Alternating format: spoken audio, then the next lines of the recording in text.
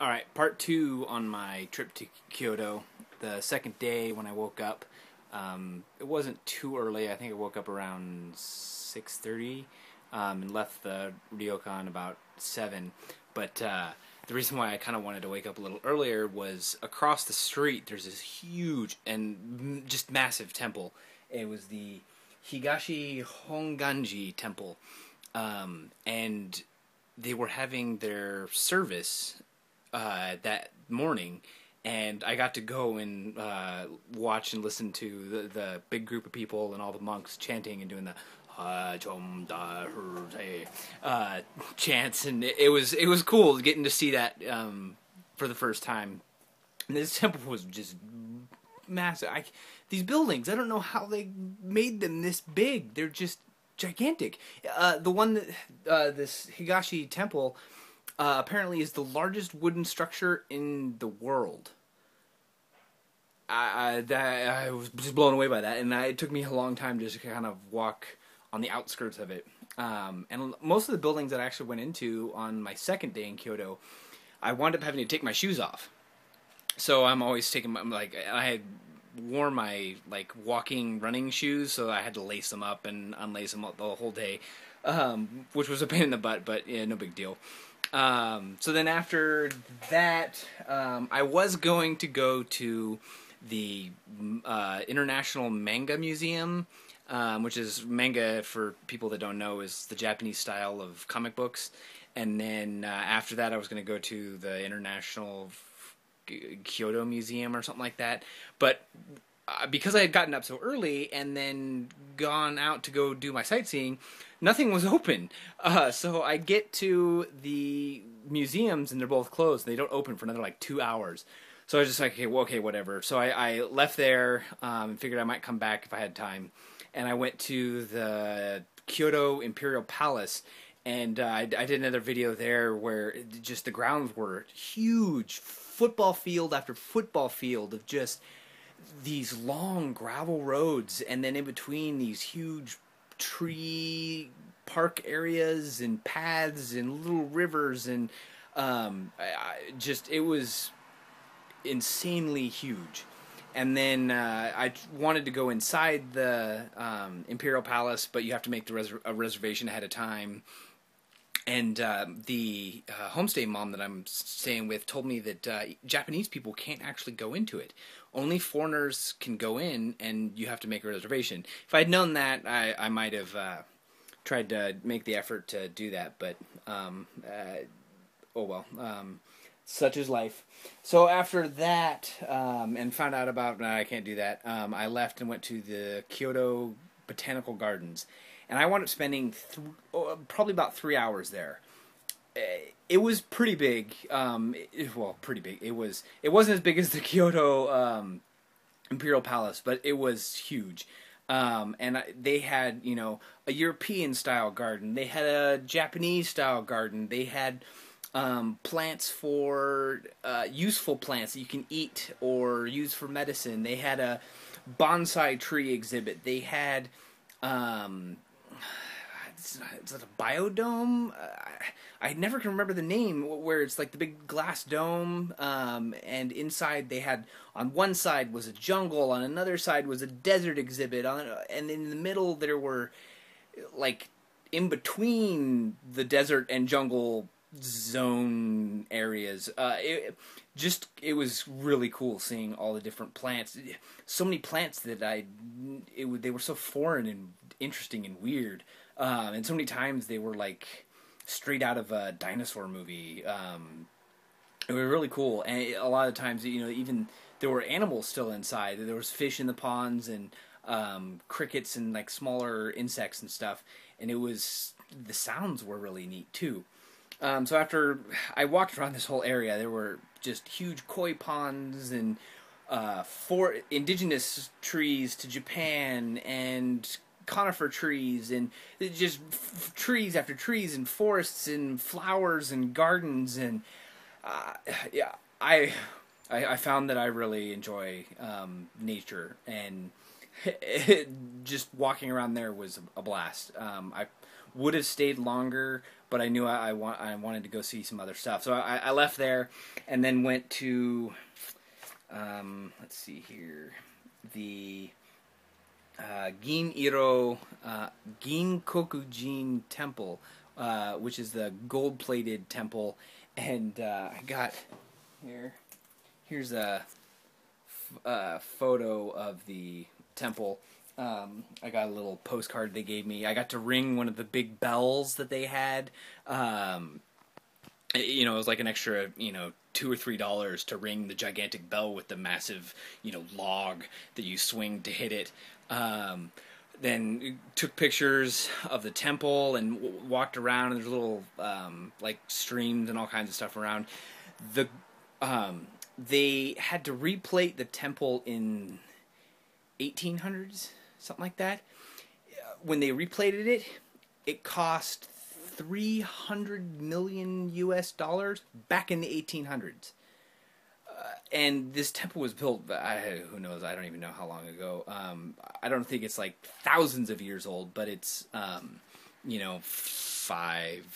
or 500 years at least. So that was pretty cool. And then somebody had told me about this rock garden that was supposed to be interesting. So I went there, and it was called the Ryoanji Temple. I couldn't remember the name of it. So as I'm walking, I had this map, and I had a kind of like general location of where it was supposed to be. And I'm walking along this road, and I'm trying to figure out where it is. And I wound up asking this lady some directions. And in Japanese, the word for rock is isu. Oh, isu. Ishi. Ishi is stone. Isu is seat. This was my mistake. Garden is niwa. Alligator is wani. So I asked for the isu no wani, which is the alligator seat. So I asked this lady, "Excuse me, do you know where the alligator seat is?" Only in, extremely broken Japanese and very confused. And the lady's face was just like, "What are you talking about?" And she was so confused. Like, she had her friend, she'd like dragged her friend over and was like, hey, come here. I have no idea what this guy's talking about. So this lady, like between two of us, and then this third lady came up, and I finally realized, let me re-say what I'm supposed to be looking for. And I think I said the correct words, and they're like, "Oh, okay, the rock garden," and they're like, "Oh, the Ryoanji Temple." So they tell me, "Oh, keep going forward," or whatever. And it wasn't until I left that I realized, I think I just asked where the alligator seat is. So, fun stories about language barrier. There you go. There was a fun, retarded tidbit from my trip. So that was entertaining. Backing up just a touch, when I was at the gold-plated temple, I'm walking up this hill, and I was going to take this picture on this little, like, over this peak, where I could get a picture of me and the temple behind me. And I asked this guy, "Hey, can you take a picture of me?" And this lady was standing right where I was going to stand, so I was letting them finish. And after she finished, her and all of her friends, like, there was like 10 women, all in their maybe 30s or 40s, that wanted to take a picture with me all of a sudden. So they all surround me, and I have all these, I'm pretty sure they were Chinese women, all just surrounding me. And then we took pictures of, doing the victory sign. And then we did another one where we were all like, "Fight-do!" It was so funny. So I got a couple of pictures of that. Entertaining. There's been several times where I'll just be somewhere and someone will want to take a picture of me or with me. Not because there's something behind me and they want to see, me with their painting or me with something. Just, "Oh, look, it's a foreigner. Let's take a picture of him." So that's been entertaining, and it's made me laugh several times. Going back to the alligator seat garden. I finally get there, and the actual rock garden was kind of sad. It's not my style or taste. They were just like 6 rocks expertly placed in a like layer of gravel, and then the gravel was raked to be zen or something.